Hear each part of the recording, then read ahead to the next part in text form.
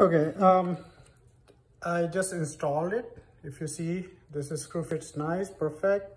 Everything is assembled properly. And if I just want to make sure you know, these holes, 4 holes, they are not perfectly square.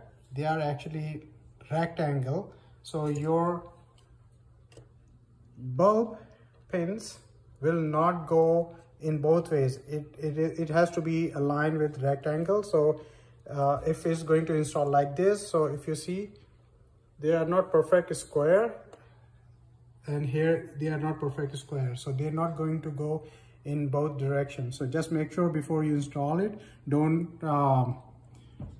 struggle because they are not aligning. If they doesn't align, then it means you just need to twist it inside the body like this or this, then it will install. That's all.